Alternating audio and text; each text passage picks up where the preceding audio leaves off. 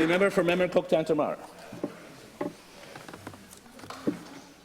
Mr. Speaker, this week, all MLAs received copies of a solidarity statement written by the Conservation Council of New Brunswick, the New Brunswick Anti-Shale Gas Alliance, and the Sierra Club regarding the development of a shale gas industry in New Brunswick that the Premier is off promoting in Europe this week. They ask that, as members of the Legislative Assembly of New Brunswick, we enact measures to remove shale gas from the public and political debate on climate and energy, as it cannot be part of the solutions to those issues. I agree with their statement. Does the Minister of Environment and Climate Change agree with these groups that there cannot be any new shale gas development in New Brunswick if we are to meet our climate change goals? Minister of Transportation and Infrastructure. Thank you to the member opposite for the question. And certainly, climate change goals is of the utmost importance for myself, for the member of Natural Resource and Energy Development, for the member of Environment and Climate Change, as well as our entire caucus. We've brought in their last 5 years some incremental changes to how we protect the environment here in the province. In hand, that also goes along with how we secure our energy future in New Brunswick. What options do we have to fill the gaps that are coming in our energy crisis that we'll see right here in New Brunswick?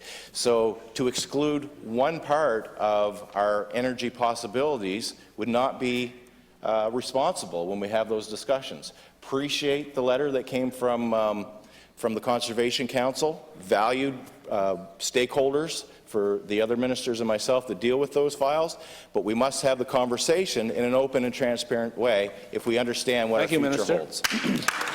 Deputy the member for Memramcook-Tantramar. Mr. Speaker, the responsible thing to do would be to exclude shale gas from our energy future, and incremental change is not the answer. And I guess I should have specified I would like the Minister of Environment and Climate Change currently, the current one, to answer the question. And I keep trying to get an answer out of the current Minister of Environment and Climate Change, and he keeps sidestepping. The experts are clear on this. We cannot have any new fossil fuel infrastructure if we're going to meet our climate targets.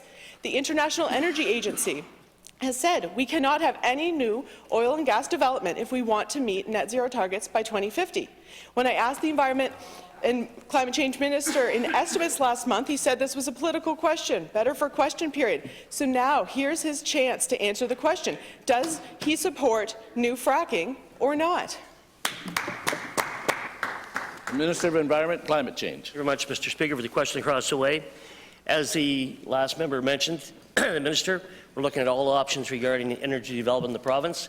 The Premier is away, or will be away, at conferences dealing with this across around the world, I guess, regarding new developments, what's going on. And we need to look at all avenues, as mentioned, across the way. There's certainly development in the Sussex area that's been proven a success in the past. It's still ongoing. And any need to look at all the developments out there, from wind to solar. And it's really funny as well, I shouldn't say funny maybe, but some areas welcome wind opportunities, wind turbines, and others don't want it. So it's okay in your backyard, but not in mine, I guess. But thank you. Deputy Minister, member for Memramcook-Tantramar. Thank you, Mr. Speaker. It's quite disappointing that the Minister won't clearly articulate his position on this. As the Minister of Environment and Climate Change, it's his job to protect our environment. On an environmental issue that New Brunswickers care so much about, he needs to stand up and take a position. Either he agrees with the scientists that we cannot have any new fracking if we are going to meet our climate targets, or he supports the Premier's pro-fracking agenda to expand the fossil fuel industry in New Brunswick. As a Cabinet Minister and the person in charge of the Department of Environment and Climate Change, his opinion matters. If he can't stand up against fracking, he should resign. And we still don't know what he thinks, so let me ask one final time. Let me give the Minister an opportunity one final time. Does the Minister of Environment support new fracking in New Brunswick?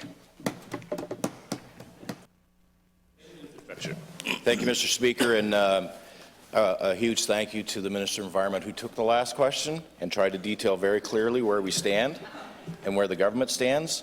And while the member opposite clearly says that it's irresponsible to continue on with fracking, it's irresponsible to not look into ways that we can protect New Brunswickers with their energy security and the crisis that we're facing.